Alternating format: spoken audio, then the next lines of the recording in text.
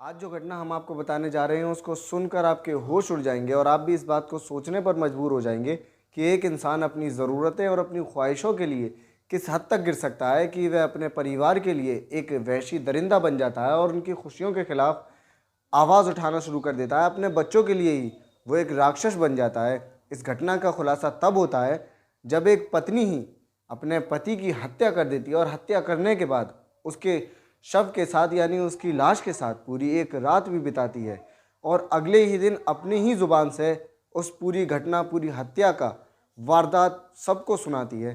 लेकिन बड़ा सवाल ये खड़ा होता है कि आखिर एक पत्नी ने अपने ही सुहाग को अपने हाथों से क्यों उजाड़ दिया, क्यों उसने अपने ही पति की हत्या की। और हत्या करने का मामला तो अलग, उसकी हत्या करने के बाद उसने हाल की हाल सभी को इस बारे में जानकारी क्यों नहीं दी, वहाँ से फरार क्यों नहीं हुई और तो और उसके साथ पूरी रात भी बिताई। तो उसने पूरी रात उसके शव के साथ ऐसा क्या किया था, ये एक बड़ा सवाल था। तो पूरी घटना की पूरी जानकारी के लिए वीडियो पर बने रहिए।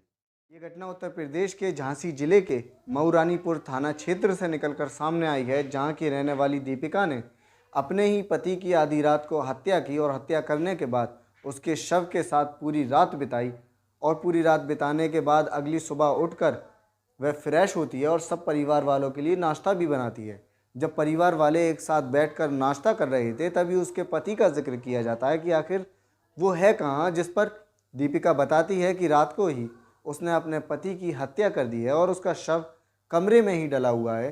जिसको सुनकर उसके परिवार वालों के होश उड़ जाते हैं और वह तुरंत ही कमरे की तरफ दौड़ते हैं और जैसे ही दरवाज़ा खोलते हैं तो अंदर का मंजर देखकर उनके पैरों के नीचे से ज़मीन निकल जाती है, क्योंकि वहाँ पर दीपिका के पति की लाश खून में लथपथ कमरे में ही डली हुई थी और चारों तरफ खून ही खून बिखरा हुआ था। इतना भयंकर मंजर देखकर उसके घर में चीख पुकार मचना शुरू होती है, जिसकी वजह से मोहल्ले वाले भी घर के अंदर दाखिल हो जाते हैं और कमरे का मंजर देखकर उनके भी होश उड़ जाते हैं। वह तुरंत ही पुलिस को फ़ोन लगाते हैं। पुलिस घटनास्थल पर आकर शव को अपने कब्ज़े में लेती है और पोस्टमार्टम के लिए भेज देती है। जिसके बाद उसने मृतक की मां से यानी दीपिका की सास से पूछताछ करना शुरू की। तो दीपिका की सास ने बताया कि उसके पुत्र की हत्या उसी की बहू और उसकी पोती ने की है।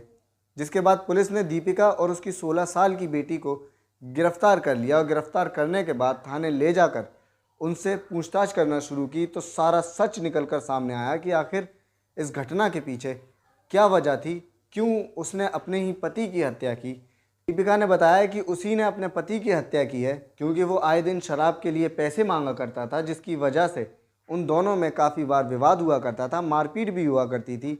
लेकिन वो मारपीट करने के बाद वह उसकी बेटी से रेप करने की धमकी भी दिया करता था। लेकिन हद तो तब हो जाती है जब कल रात उसने शराब के लिए पैसे मांगे, जिस पर दीपिका ने मना किया तो उसके साथ लाठी से उसको पीटना शुरू किया, जिसकी वजह से दीपिका बेहोश हो जाती है।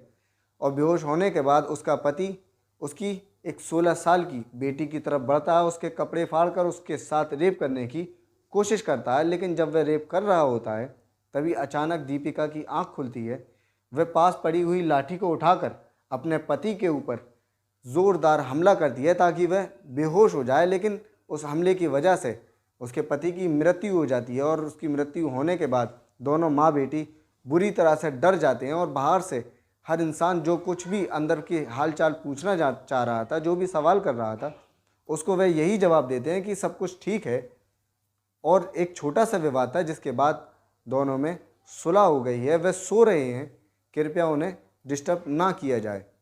इस बात को कहने के बाद दोनों माँ बेटी उस शव के साथ पूरी रात एक ही कमरे में एक ही जगह पूरी रात बिताते हैं और पूरी रात बिताने के बाद अगली सुबह इस मामले की हिम्मत करके खुलासा किया जाता है, जिसके बाद सारी घटना खुलकर सामने आती है। इस घटना से हमें ये सीखने को मिलता है कि अगर कहीं जुर्म हो रहा हो या हमारे साथ ज़्यादती की जाए तो उसके खिलाफ आवाज़ उठानी चाहिए, क्योंकि जुर्म को सहना भी एक तरह से कानूनी अपराध भी है।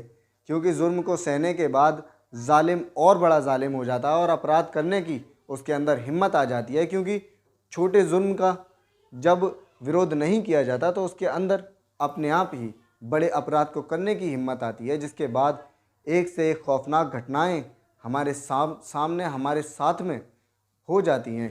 इसलिए अगर दीपिका ने भी इस बात पर अमल किया होता, इस बात को फॉलो किया होता, तो शायद आज उसका पति जेल में होता, ना कि वो और उसकी बेटी। और वो दोनों माँ बेटी अपना जीवन सुखी सुखी अपने घर में अपने परिवार के साथ बिता रहे होते। लेकिन ऐसा नहीं हुआ, उन्होंने पहले बर्दाश्त किया, लेकिन कानूनी कार्रवाई का कोई भी इस्तेमाल नहीं किया।